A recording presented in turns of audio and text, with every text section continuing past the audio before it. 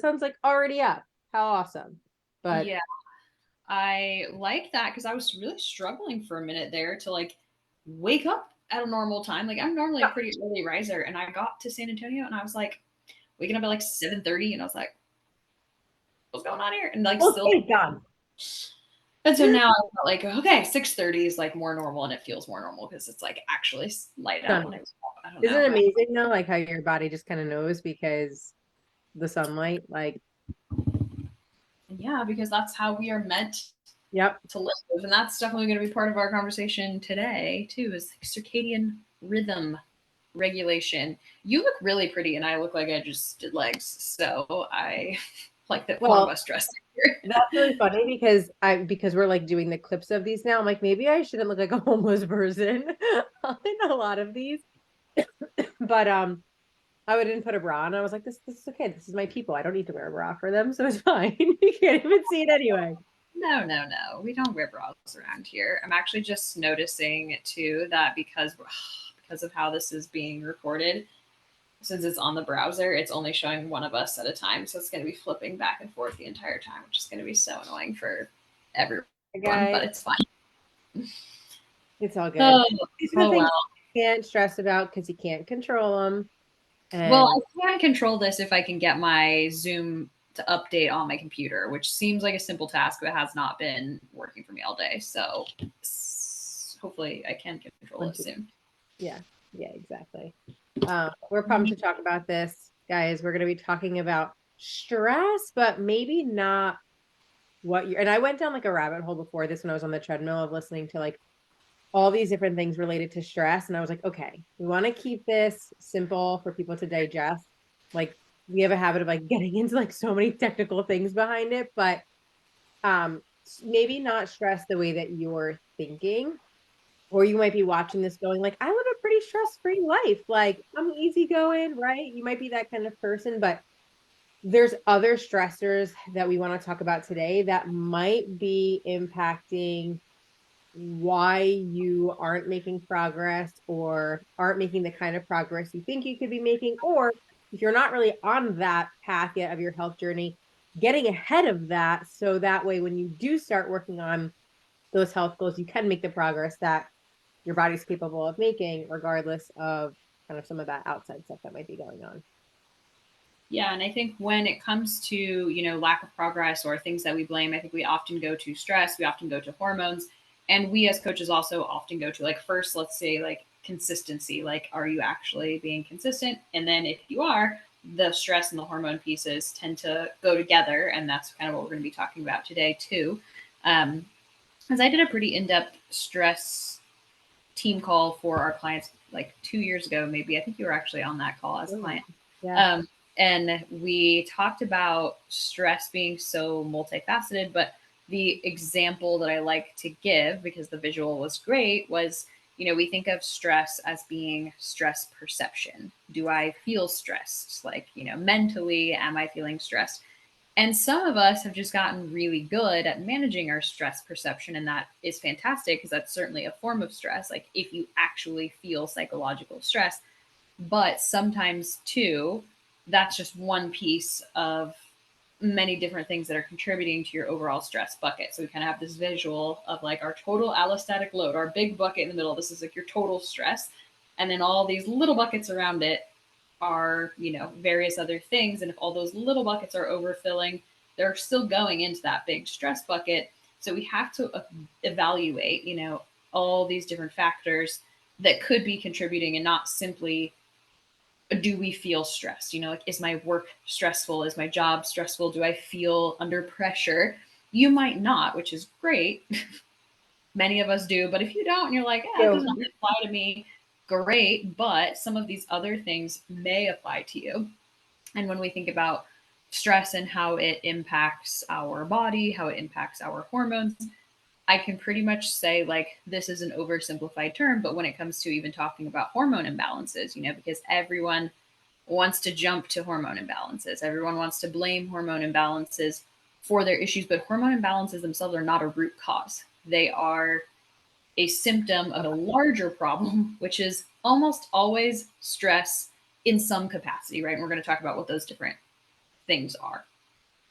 Yeah.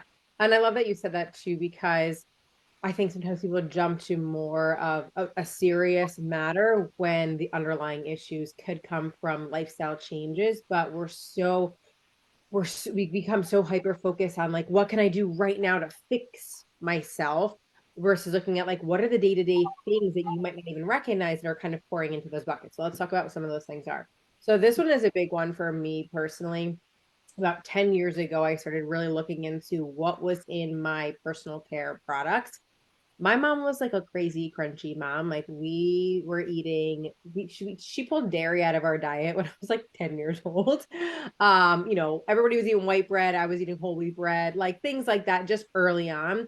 So I kind of rebelled against that in the beginning. And I was like, she's so annoying. My mom's crazy, until I started really realizing that she was actually on the right path because of so many things that were not just in our nutrition, but were in our skincare products, hair care products. Like your skin is your biggest organ. It's meant to detox your body when you are, and again, like I would say, I know some people preach just like everything in like the doses, right? Like small doses of things could be okay.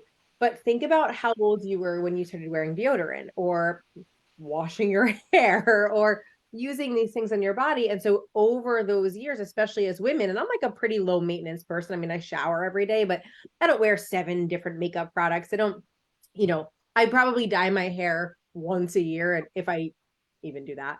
But as that stuff overloads over time, your body has to do that much more work to one, try to detox from the amount of toxins it's being exposed to every single day topically, and then also be able to breathe and detox those things out through your skin, which it can't if you're kind of putting that barrier on your skin. So this applies to men and women, but especially as women for the amount of personal care products that we use, that's a stressor that you are not going to necessarily see immediate signs from, where like, I had a really stressful like Sunday into Monday, my stomach hurt for 2 days. Like, okay, that was like very evident, right? With something like this, you might not see that like Shelby said, that bucket kind of being filled up slowly but surely, and not realizing like, oh my gosh, my body's actually doing so much more work than I can even give it credit for, or like that I can even attest to.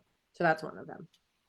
Yeah, I did not have a crunchy mom. I had a Kraft macaroni and cheese and spam, Ah, uh, like Lunchables and TV dinners and all of that. So I had the opposite of crunchy. We okay. had whatever.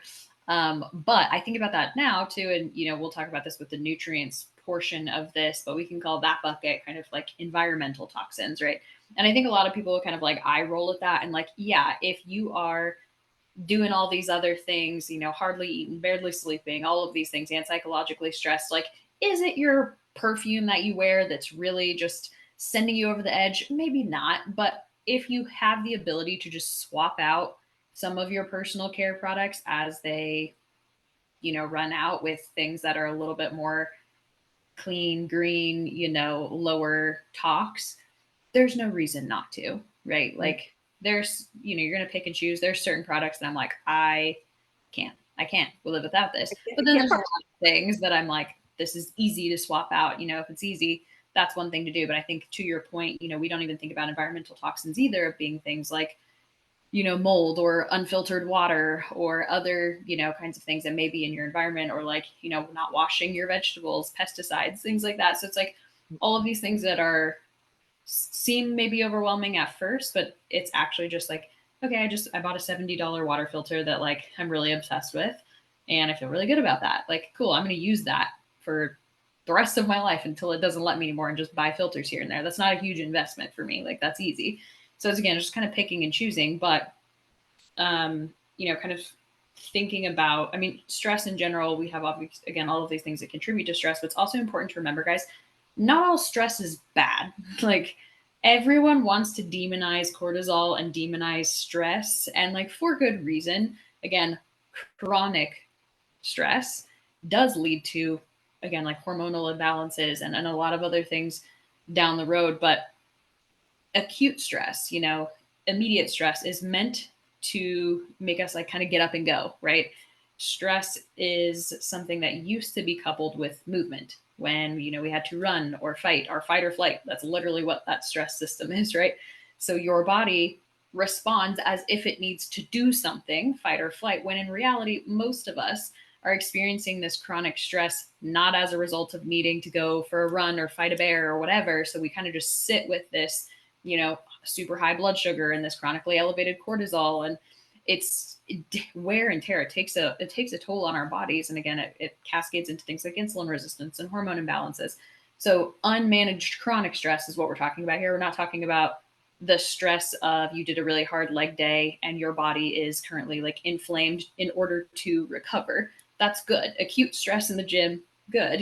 Like short-term stress, like again, that's how that cortisol is your what gets you up and going. It's what wakes you up in the morning. It's not entirely bad. Chronic stress is what we're talking about here and how it impacts your physiology, your psychological state. So another one that I see a lot is gut infections as being a stressor. So again, we have all these little buckets. We have environmental toxins and psychological stress. Those are the ones we've already talked about. Gut infections, gut issues, imbalances, etc., are so common nowadays because of high stress, because of shitty diets, because of all the inflammatory things in our diets.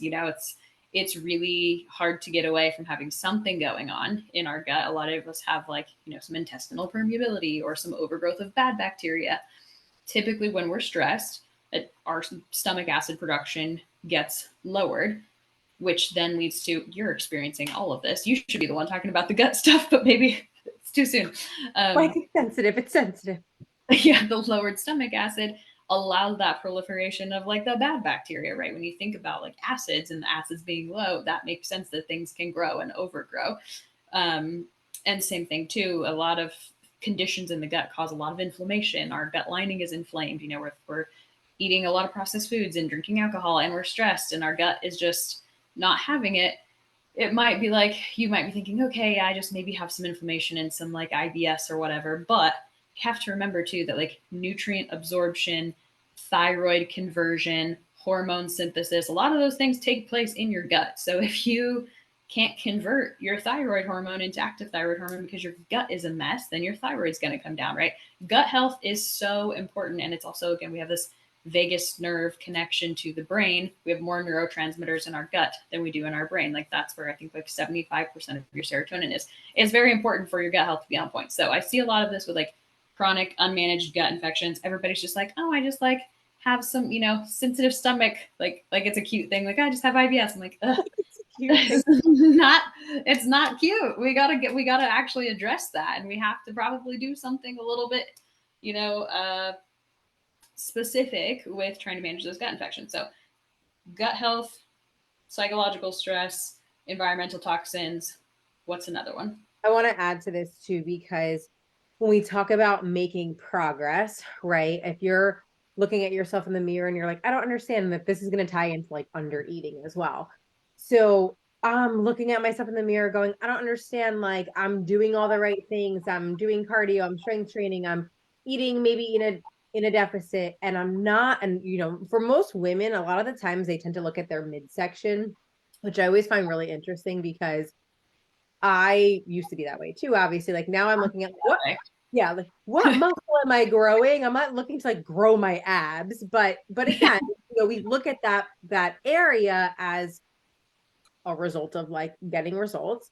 And when we're having inflammation, when you're having any kind of like Shelby was saying, like gut permeability or just digestive issues, there's a lot of how can I say this? Your midsection is like one of the most vascular places of your body, right? So there's a lot of blood flow going there as well. If you don't have proper nutrient absorption, if you have a lot of inflammation, you might look at your midsection and go, whoa, I'm really big today. Or like, I look really fat today. You didn't gain fat overnight or over the course of a week. It's probably just a ton of inflammation. And so what ends up happening then is like, oh, let's diet harder or let's do more cardio. Like I need to push more, not realizing that it's probably a result of either doing that too much or it could be an underlying issue as well. So now let's talk about how chronic under eating for long periods of time can now also contribute to poor gut health and or just more stress on the body. So one thing is the more food you eat, yes, the more calories you're getting. But like, let's trade the word calories for energy for a second because it's really what it is. the less food you eat, the less energy your body is getting to do what it needs to do on a, like for me to just blink my eyes, my body requires energy, a small amount of energy, but it does. For my heart to pound, for my liver to function, for all these things to happen, I need that energy. Now you add in strenuous exercise, training, whatever, you're going to need more of that energy. So if you're chronically under eating, whether you have a gut issue or not, and you never really give your chance, like your body a chance to rebuild or repair, you're actually just consuming less energy, which means you're also consuming less nutrients, which means your body's getting less of what it needs to function in an optimal state, right? Like think about that for a second. Take physique out of your head for one moment and think about like the health and wellness and the well-being of your body and like what that could do to it. So when we want to, and we've talked about this on our last live or the live before that, we talked about how we see a lot of clients who aren't getting results because they're not being consistent, want to push harder. It's like if you're in that mindset already where you're not getting results and you are under eating and you're going to push harder, you're prolonging less progress by doing so and potentially creating damage to your metabolism and your gut health and all these other things. So the less you eat, again, if you're in a dieting phase with us right now, trust me, we have tabs on it, like you're good. But the less you eat for a longer period of time, the more stress your body is under because it has to do more work to find energy sources to keep your body running and doing all the things that you're doing. So think about that when you are looking at yourself physically going, oh, I'm not getting the results that I want. Is it because you're not being consistent? Is it because you're not like doing the right thing? Or is it maybe because there's an underlying stress issue that you have going on that's not really being mitigated? Yeah, no, and I think the dieting thing is like we just have to like be really honest with ourselves and like calorie restriction is a stressor.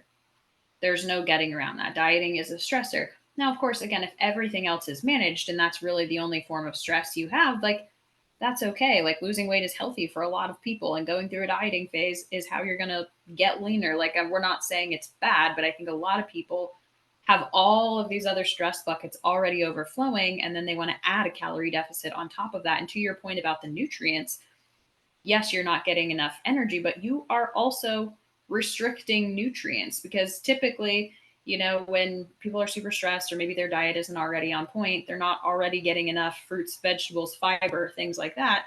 So then we take down the amount of calories and now we're getting even fewer nutrients. Like our gut health is responsible for whether or not we're able to properly absorb those nutrients. But if you're already not getting enough of them to begin with, and then we're adding, all these other stressors on top of that, your body needs vitamins and minerals, these nutrients that you're getting from your foods in order to create hormones and, all of these other things that again are responsible for metabolism. So a lot of people think they're doing themselves a favor, like, oh, I can push through it. I can just kind of like grit through it. I'll just drop my calories, push harder, do more cardio, not understanding how stress actually impacts their body, how nutrient deficiencies impact the body, how those nutrient deficiencies then carry over into your hormones tanking, which carries into like your metabolic rate and your insulin resistance and your thyroid, which is basically your metabolic gas or brakes. So we're not saying dieting again, like in general, is bad. We have several clients going through a dieting phase and a fat loss phase, doing great. But if all of these other buckets again are already overflowing, you don't really have any room to add additional stressors because you have to be able to recover from the stressors that you're putting on your body or you won't progress. A stressed Right. body is not a responsive body.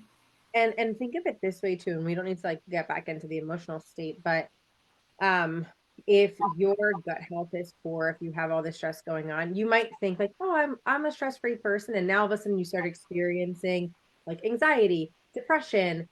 It can actually be what's causing it is the root cause in your gut. It's not the emotional stress that caused the gut issue. It could be the other way around, where, and I'm just experiencing this myself, like when I would have a gut flare up, I was saying to my husband, I'm like, it's like somebody went into my brain and sucked all of the serotonin out. It was like all joy just gone. It was like an immediate reaction um to it, and it's because your neurotransmitters are affected so much by your gut health. So again, you might be thinking like, oh, I'm a stress-free person, but now I have all this other stuff going on and it's starting to affect my mental health. It's almost like vice versa, not what you think, where the mental and emotional health is affecting your gut health, but vice versa.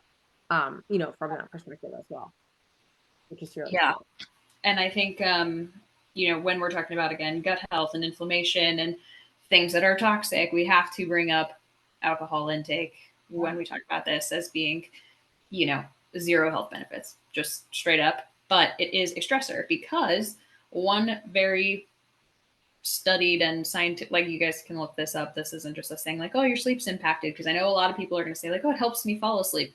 It might sedate you enough to help you fall asleep faster, but even 2 drinks impacts your REM sleep. You don't get into those deep sleep, REM sleep cycles when you drink alcohol, even 2 drinks. So we have to talk about that if you are someone who winds down with alcohol because your life is already really stressful, because you already get shitty sleep, because you already, all these other things. And then if we tag like dieting onto that, we've had some of these conversations with clients where it's like, okay, calories and nutrients are already kind of limited because we're dieting. So we need to be more careful about how we budget alcohol, not continue to budget half of our day's worth of calories for just alcohol that has no nutrient content, impacts your sleep quality, impacts your recovery capacity. So if you trained really hard that day and then went and drank, we're not really recovering from that workout that we just did, which means we're not going to progress from it. And then likewise, like, I mean, we've talked about like some of the more like metabolic effects, but just again, it puts a lot of burden on your liver and gut to process. And that again impacts your ability to, again, detox, estrogen detoxification, gut health, all of those things. So we have to bring that up when we talk about things that are adding stress to your bucket, even though sometimes it's like, oh, I had a hard, stressful day. I need a glass of wine. It's like, well, that's actually probably making matters worse for you instead of making things better. Right. And I think to your point, even with dieting, I think the same thing can be applied with alcohol. If everything else is managed really Exactly. nicely and properly, like you can consume alcohol in a healthy way where you're not leaning on it as a coping mechanism or again as like a lifestyle social thing. And I remember you saying this to me in one of my check-ins when I was a client with you. I was like, I'm just gonna go this weekend and not drink and just see how it goes. And I came out of that weekend, I'm like, I felt like it changed a woman. And you're like, yeah, it builds a lot of character when you can go and do that. But it's one of those things where it gets overlooked so easily because it's such a normal, it's such a social norm, right? You wouldn't be like, oh yeah, I go and like, I don't know, do hard drugs on the weekend and someone wouldn't look at you crazy. But when you say like, oh, I was drunk all weekend, nobody looks at you funky. So it's become part of this social norm. But for if you're experiencing gut issues, if you're experiencing hormone issues, if you are experiencing high levels of stress, like that might be the one thing that is so easy to control right away that you can pull from your diet or at least limit from your diet that you could start to see some pretty quick, immediate relief from something as simple as that. And like a big thing with a lot of these stressors that we're talking about too, guys, is control your controllables, right? Like there are going to be certain things like if your job is super stressful, you can control how it impacts you, but you can't show up for work. You can't not show up for work. You probably can control the amount of alcohol you're consuming. And I think the last thing that, or one of the other ones that we want to talk about is sleep, right? We talked about alcohol impacting sleep, but other things that impact your sleep, like being stimulated. You know, Shelby was talking earlier about how stress is really from stress was really meant to be for us to survive, to react, to get out of dangerous situations, to be able to move our bodies. We have evolved so quickly with technology that our bodies haven't been able to keep up with that, which is really crazy. Like over the last 100 years, how technology has evolved. Evolution happens over the course of hundreds of thousands of years. So when we're staring and like, I mean, I'm guilty of this right now. I have like a giant light staring at me, my computer is on glasses on, but when we're staring at our phones until the wee hours of the night, I mean, I used to wake up at 3 o'clock in the morning and be like, oh, well, I might as well just look at my phone. It's like the worst thing you could do. When we look at our phones immediately, first thing waking up in the morning, TVs, whatever it might be, like constantly having constant stimulation from our phones, that also impacts our sleep, not just how many hours of sleep we're getting, but what kind of sleep are we getting? Are we getting that REM, that restful, that deep sleep where things are repairing our neurological, again, our transmitters are repairing and recovering, our muscles are repairing and recovering, our gut health is getting a break. It's not having to do work overnight.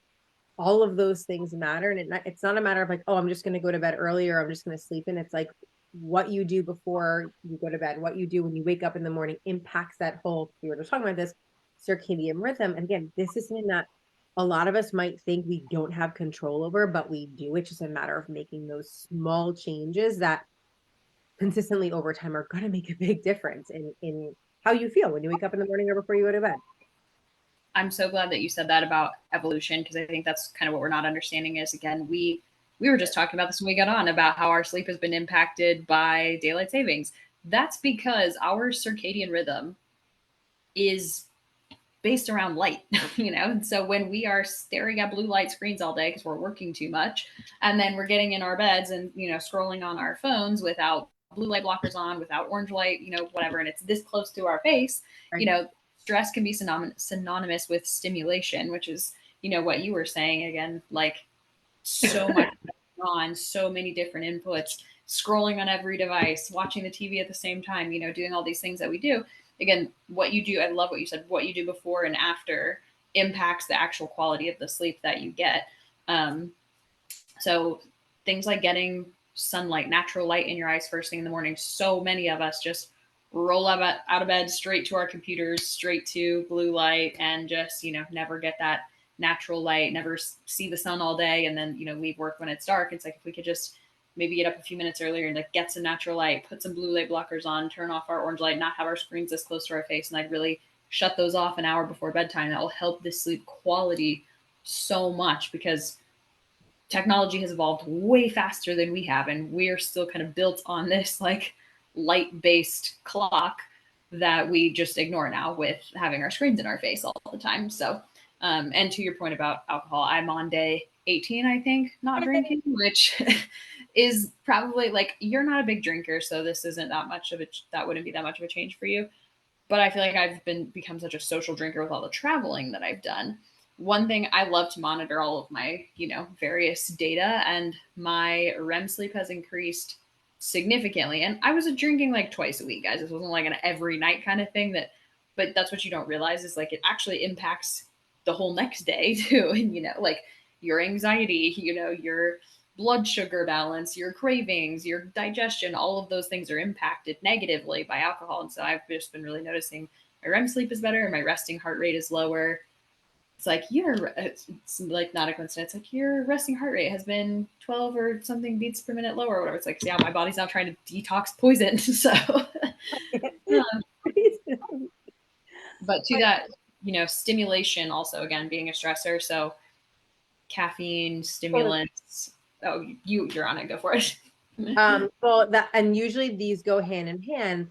And it's funny, this just came up on my time hop the other day, but I had posted something like I don't really ever drink coffee. I had coffee in the morning and then we went out to dinner, had a glass of wine, and I was like, I get why people do this now, because you get this high from caffeine. You don't realize how long it's in your system. You get home from driving in traffic, being on your phone, whatever it is, and you're stimulated when you get home and you're like, I just need something to wind me down.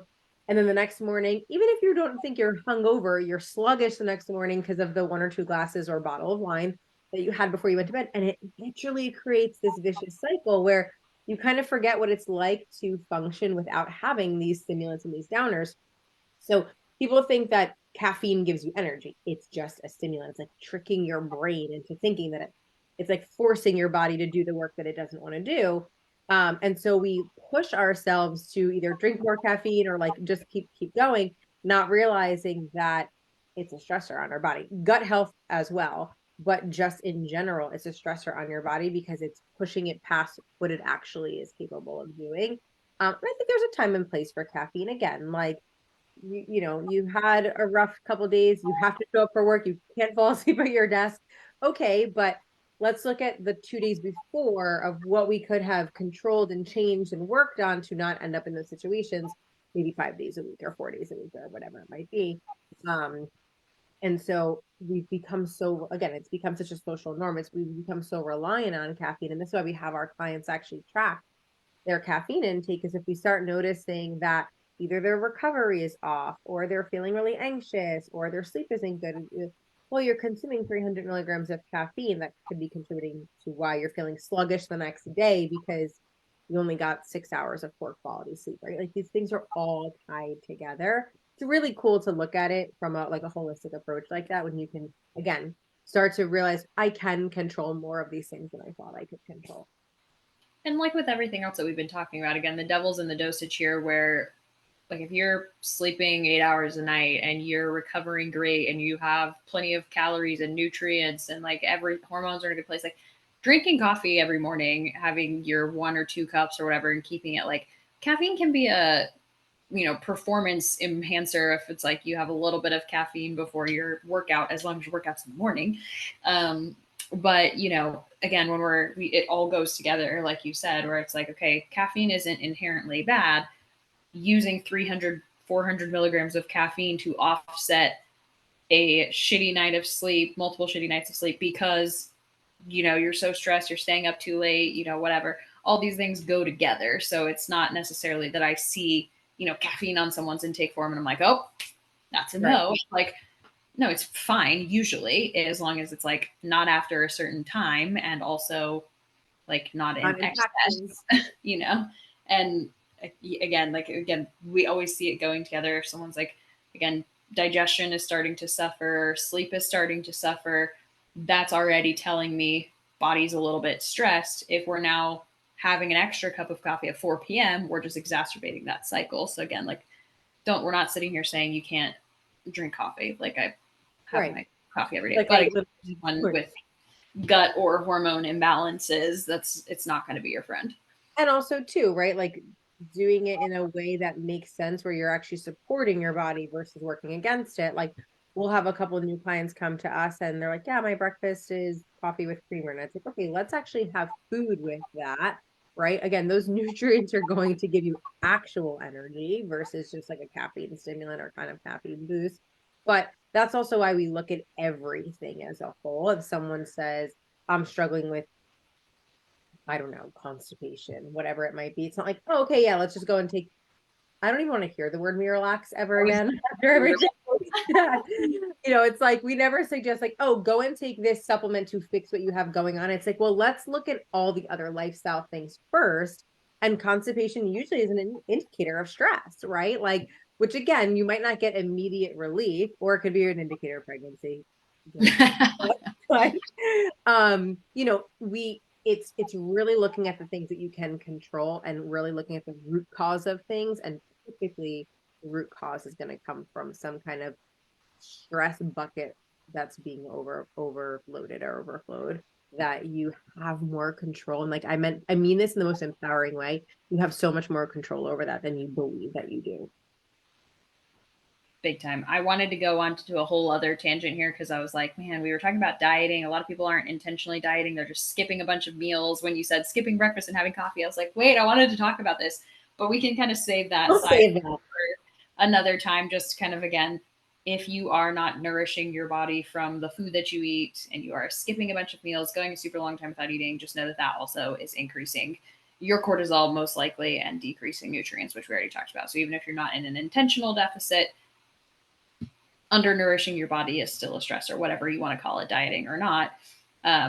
So we'll talk about intermittent fasting another time because that's a hot topic. But well, that's a good one. And what we didn't really cover today, which we probably have a live in some way, shape, or form on this too, is we talk about all of the things that are contributing stress into your life. What are things that are going to relieve that bucket? We don't need to talk about that today, but like if that's something that you guys are like, okay, I have been able to clearly identify that like I am doing 4 out of 5 things that you talked about.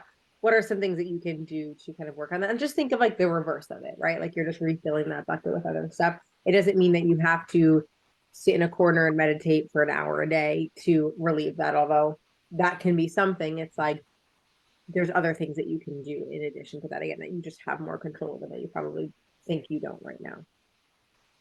Absolutely. All right. So let us know if that was helpful, you guys. Again, we have a lot of conversations about stress with our clients, and I think that was something we wanted to cover. Is the first thing people always say is like, I don't really feel stressed. And again, I was the CEO of I'm Not That Stressed when I was in the absolute thick of all of my hormonal issues. And I wanted to do absolutely everything under the sun besides address the root cause, which was stress. And so I think, again, just taking ownership of like, hey, there's actually a lot of areas, all these different buckets, these areas that I can control and I can manage and I can better in order to better progress and feel better and have better just a quality of life from not being overloaded with stress. But again, we'll just think about like the inverse of those buckets. But let us know if this was helpful for you guys. Let us know if you want us to cover anything else. But we will catch you in the next one. See you later, guys. Bye.